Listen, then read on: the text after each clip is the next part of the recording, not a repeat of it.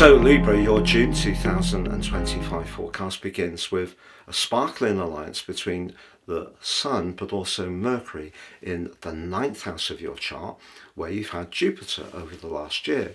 The ninth house can be about travel, it can be about higher knowledge, publishing, anything to do with international affairs.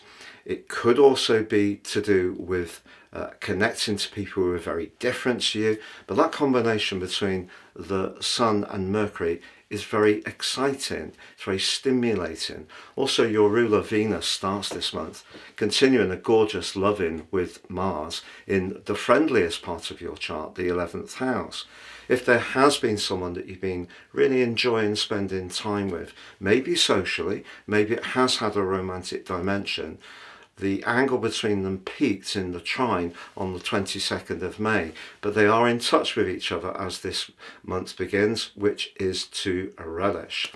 But also, late last month, Saturn, the planet of limitation, structure, that is in essence very much to do with time, Saturn moved back into your sector of relationships for the first time since 1999, when it left the sign of Aries.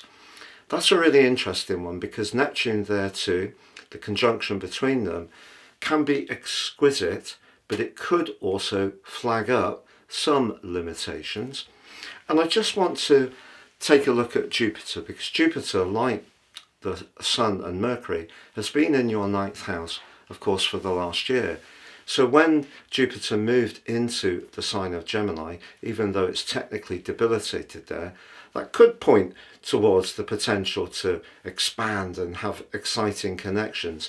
And you may well have had exciting connections over the last year, but unfortunately, I think you've had quite a lot of rather big demands that have taken quite a lot of time and energy, and I don't think it's been quite as easy to be the free spirit that Jupiter in the ninth house would lead us to believe you might have enjoyed over that last year. So it's been a bit of a juggle, and that juggle is in play between them as we enter this month. The good news, however, is that Jupiter is going to be moving, but just before it does on the 8th, Mercury moves forwards and aligns with Jupiter, and maybe something you've been discussing, and it could be around a contract. If you are wanting to reach more people with knowledge or information that you have, perhaps a training course, or you've got an exciting way of creatively expressing yourself, you could finally have a breakthrough. There may be some conditions, it might not be quite as perfect as you would like, because Saturn in the 6th house does unfortunately very much emphasize a glass half empty, whereas Jupiter in the 9th is very much the glass half full. So they are sort of binding against each other in a bit of an abrasive way. But of course, Saturn and Neptune in the 7th house is really interesting, because when Saturn moves across a cusp in a natal horoscope, it will often trigger something quite substantial in a person's life. Having Neptune there as well, a very different energy. Neptune can dissolve, Saturn can resist. If there is a relationship where you feel you've given a lot, and I think it could be around your work, because the energy of Saturn over the last couple of years has been very much about giving in a practical, systematic, disciplined way to support others. The 6th house is very much about sacrifice. Moving into the 7th, it can help you to put your boundary in place. Because if you are someone, and I'm not suggesting that every Libran is a people pleaser, but if you are someone who likes to have pleasant relationships and you prefer to keep the status quo, sometimes, I'm not saying all the time, I think it may seem to you, particularly with Pluto going for your 4th house, which of course is now completed, that it was more give than get. And if that has been too much of a theme, even if you're someone who does like to have equilibrium, a classic Libran desire, I think Saturn and Neptune are going to give you more strength and confidence to assert what you need. But there are some paradoxical energies developing. On the 6th, Venus, your ruler, moves into the deepest, most passionate part of your scope. So what can happen with Saturn on the 7th house cusp? It can actually bake in a very good situation as much as break down a weak one. So if you're relating to someone professionally or personally, and actually there is the mutual respect that you deserve, Venus moving into the 8th house can make that connection that much more devoted, and that can be exciting. Also, Venus going into the 8th house can be quite sensual. It also squares with Pluto in your 5th house of romance. In week 2, you may find that someone comes into your orbit who makes your pulse race, but you're not quite sure what to do. Because on one hand, the Sun, Mercury, at the start of the month, Mars and the Moon in the 11th house, very friendly, but Mercury and the Sun and Jupiter in the 9th house, it's about being more expansive. And then with Venus going into that 8th house, very, very deep and passionate, but the Plutonian energy is about you expressing your individual needs.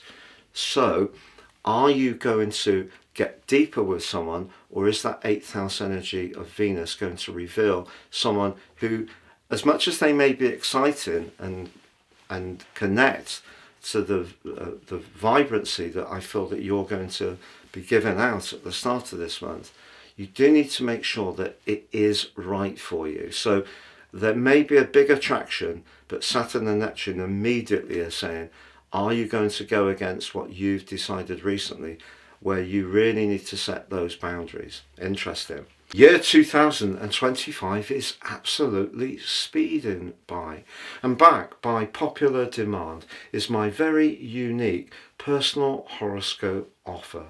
You can order your year 2026 forecast now, but also get the rest of year 2025 free. Also, my special package, which is totally unique to each person it's produced for, you'll get your life roadmap report. This is the most important document any of us can ever read, because this helps to give us searing insights into the patterns that are played out in our lives so far, but importantly, how to work with that energy future forwards in a much more effective way. The forecast helps you to time your moves to the best advantage. Please see the link below for more.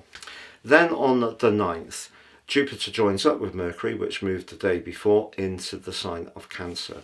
The great news, if you are someone who wants to add to your skills, there could be an opportunity to go on a course. It may be something more informal that you can download online, watch someone on YouTube to gain some particular skills, or it may be that you are going to apply for a new job, because the 10th house is where we showcase our talents in a more visible way. So Jupiter, the planet of growth, moves into that area for the next year. So there are possibilities here for fortune. That's what Jupiter's about. It's the greater benefit. But the greater malefic, Saturn, is squaring it. And I think we have to realistically be conscious of this. So as much as there could be opportunities to increase your earnings, gain greater status, and also receive praise for your talents, they will want something back, and that may provide some demands which could be somewhat limiting.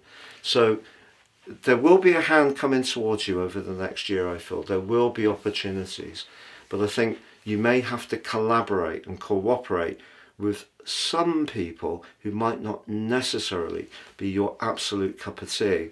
So a bit of compromise is needed in order to seize the golden prize, but the golden prize is definitely there, Libra.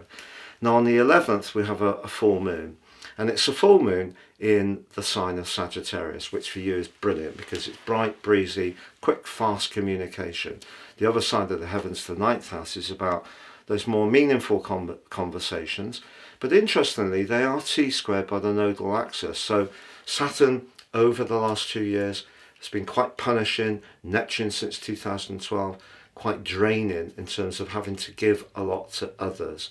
So that nodal axis, in particularly the North Node in Pisces, is making you aware that if there are conversations to be had, and it is about what you do, the detail of what you do and demands that you can have in a practical context, make sure that your communications are all crystal clear in order to protect your position, because on the 17th Mars moves into a bit of a tricky position, just being really honest, through to August the 6th.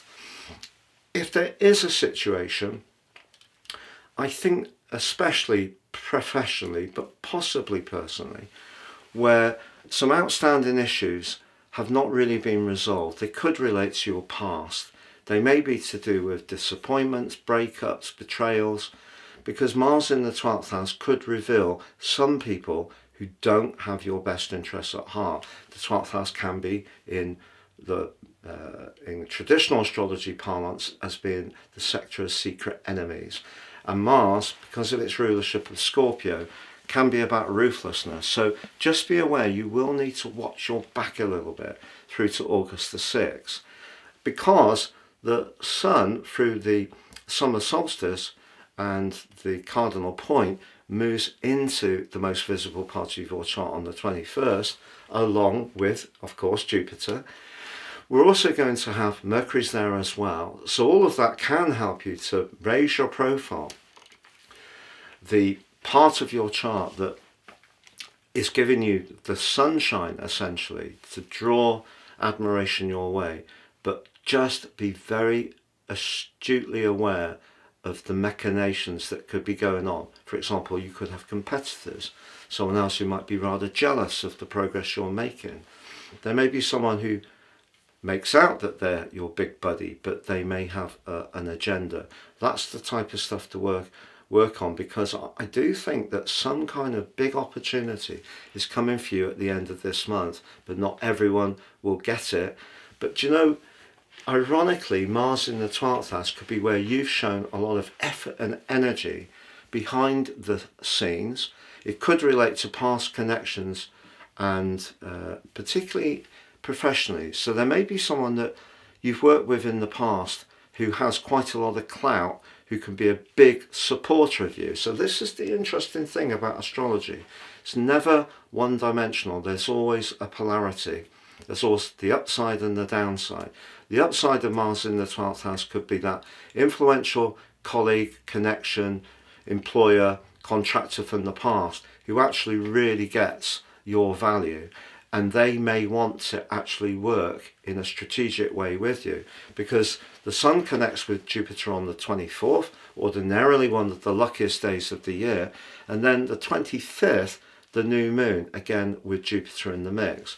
So when it comes to aspiring to what would help you to showcase the range of your talents, the fact that that new moon links back to Mars in your 12th house in a constructive way suggests that sometimes it's not always the obvious things that we do that grab us that prize. It's not always about being ultra confident and self-assured. Sometimes it is about being able to build relationships, and that's your great gift. So my view would be that Saturn and Neptune in your 7th house, used right, can give you the ability to let people know what you won't do, but also be loud and clear about what you will do to collaborate. And if you can strike the right balance between the growth of Jupiter and the collaboration of Saturn and Neptune, and the fact that the Sun, like Jupiter, is high in your chart towards the end of this month, along with that new moon, Mars in that confidential but influential part of your chart, by the time Mars comes into your sign on August the 6th, your whole professional or worldly interactional landscape could have shifted hugely, but in the most positive of ways. I hope you have a great month, Libra. All the best, and goodbye.